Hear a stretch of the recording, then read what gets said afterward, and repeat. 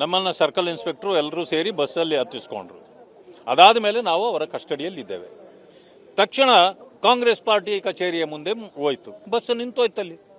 ಅದಾದ 2-3 ನಿಮಿಷ ಅಲ್ಲಿ ನಿಂತ್ಕೊಂಡಾಗ ಪಕ್ಷದ ಕಚೇರಿಯಿಂದ ಎಲ್ಲ ಗೂಂಡಗಳ ರೀತಿ ನುಗ್ಗಿ ಬಂದು ಮೊಟ್ಟೆಗಳನ್ನು ಒಡೆದ್ರು, ಲಾಠಿಗಳಲ್ಲಿ ಬೀಸಿದ್ರು, ಕೆಲವು MLAಗಳಿಗೆ ಅವ್ರಿಗೆಲ್ಲನೂ ಥಳಿಸಿದ್ರು. ಸೊ ಇಲ್ಲಿ ಅಲ್ಲಿದ್ದ ಪೊಲೀಸ್ನವರು ಏನು ಆ್ಯಕ್ಷನ್ನು ರಿಯಾಕ್ಷನ್ನು ಎರಡೂ ಇರಲಿಲ್ಲ.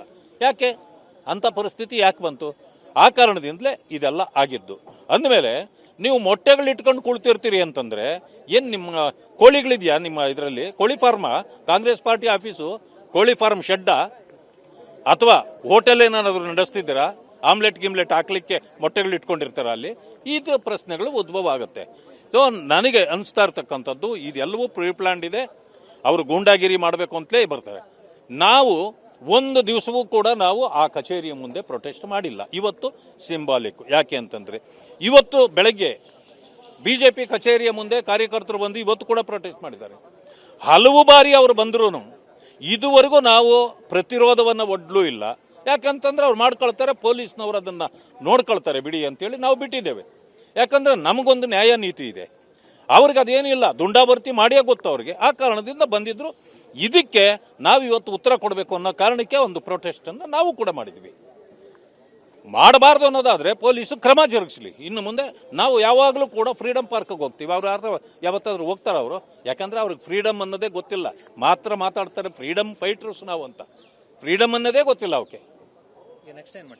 ನೆಕ್ಸ್ಟ್ ಇವತ್ತು 10 ಗಂಟೆವರೆಗೂ ನಾವು ಕಮಿಷನರನ್ನೆಲ್ಲ ಕೇಳಿದ್ದೇವೆ, ನೀವು ಅವರ ವಿರುದ್ಧವಾಗಿ ಕ್ರಮ ಜರುಗಿಸಬೇಕು. ಇಲ್ಲ ಅಂತಂದರೆ ನಾಳೆಯಿಂದ ನಮ್ಮ ಈ ಪ್ರೊಟೆಸ್ಟ್ ಪ್ರೋಗ್ರಾಮ್ಸ್ ಪದೇ ಇನ್ನು ಮೇಲೆ ನಡೀತದೆ ಅಷ್ಟೇ. ನಮ್ಮನ್ನು ಸರ್ಕಲ್ ಇನ್ಸ್ಪೆಕ್ಟ್ರು ಎಲ್ಲರೂ ಸೇರಿ ಬಸ್ಸಲ್ಲಿ ಹತ್ತಿಸ್ಕೊಂಡ್ರು. ಅದಾದ ಮೇಲೆ ನಾವು ಅವರ ಕಸ್ಟಡಿಯಲ್ಲಿದ್ದೇವೆ. ತಕ್ಷಣ ಕಾಂಗ್ರೆಸ್ ಪಾರ್ಟಿ ಕಚೇರಿಯ ಮುಂದೆ ಹೋಯ್ತು, ಬಸ್ ನಿಂತೋಯ್ತಲ್ಲಿ.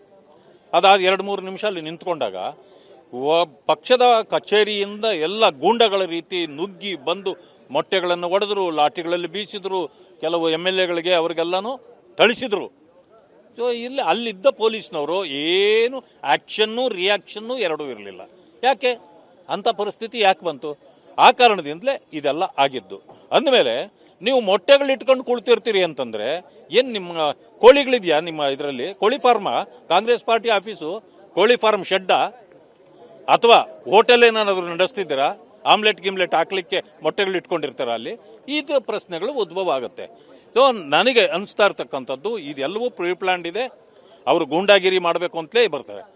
ನಾವು ಒಂದು ದಿವಸವೂ ಕೂಡ ನಾವು ಆ ಕಚೇರಿಯ ಮುಂದೆ ಪ್ರೊಟೆಸ್ಟ್ ಮಾಡಿಲ್ಲ. ಇವತ್ತು ಸಿಂಬಾಲಿಕ್. ಯಾಕೆ ಅಂತಂದರೆ ಇವತ್ತು ಬೆಳಗ್ಗೆ BJP ಕಚೇರಿಯ ಮುಂದೆ ಕಾರ್ಯಕರ್ತರು ಬಂದು ಇವತ್ತು ಕೂಡ ಪ್ರೊಟೆಸ್ಟ್ ಮಾಡಿದ್ದಾರೆ.